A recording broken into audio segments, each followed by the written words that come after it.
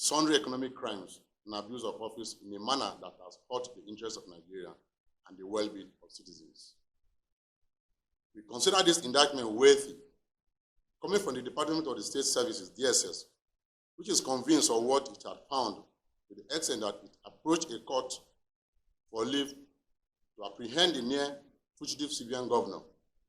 We invite you to note that the crippling fuel shortage in the country has partly eased after that agency read route out to the marketers that were using fuel queues to sabotage the nation. This shows that the DSS is out to dismantle the structure of economic terrorists in our midst. It is for this reason we are not surprised when they will turn to Emefiele. Our groups noted that instead of challenging the DSS with proof of his innocence, Mr. Emefiele is rather banking on organized protests by his associates on the streets. It is equally obvious that the CBN governor is attempting to alter the issue at hand by turning the entire issue of his involvement into a media drama in the expectation that he can distract Nigerians from demanding action on his indictment. In our view, there have been a handful of seemingly unrelated issues that we believe Nigerians must now demand that Mr. Emefiele provides explanations for. Taken in isolation, these are like routine matters, but when interrogated against the background of the DSS indictment, the consequences are alarming because it is obvious we are entrusted the most sensitive part of our national life to a man that has no qualms with making profit from anywhere. First, national intervention program handled by the CBN were largely used to benefit people known only to Emefiele and his associates.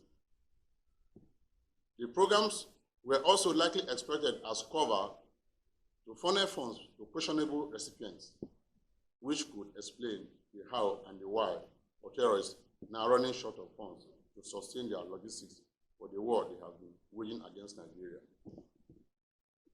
We are no longer amazed that the banking sector has not been helpful in tracking terrorism financing, including the baffling scenario of bandits receiving ransom into bank accounts from where they convert same into forex and export abroad. Let us not forget that against the norm and global best practice, a serving CBN governor went partisan and was for a remarkable length of time a presidential aspirant of All Progressive Congress, APC. Please know that this partnership is most likely at the root of Emefiele's anger. He had engaged in some of the crimes the DSS now wants to arrest him for as a means of creating scenarios to campaign with.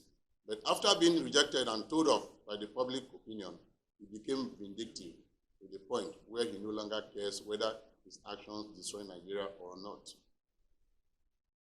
Emefiele's economic sabotage is well documented as he has plunged Nigeria into untold suffering. We have watched in alarm as he moved from one deliberate and calculated monetary policy bungle to the other. While this may seem like ineptitude or crass incompetence on the surface, we now know that these destructive policies were implemented to enable Emefiele's associates to benefit from the damage he is causing the country. The latest of this misadventure is the introduction of recolored 200, 500, and 1,000 naira notes, which Emefiele associates have again hijacked to the detriment of citizens. Contrary to the assurances he gave President Muhammadu Buhari to secure approval for the exercise, commercial banks ran short of available notes. Within 6 hours of the December 15, 200 naira note takeoff date, while all the touted benefits were proven untrue within 48 hours.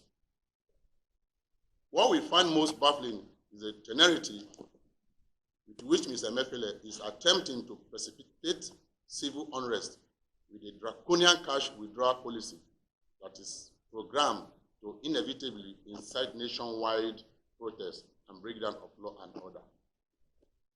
The cashless policy is desirable but should be demand-driven, which means Nigerians should be allowed to grow into this culture of electronic transaction and not coerced into it in a manner that will cause them to revolt. But it seems Emefiele is precipitating a mass revolt with the draconian measures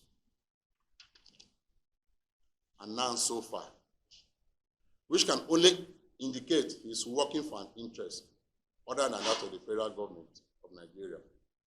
Would he be working for the opposition?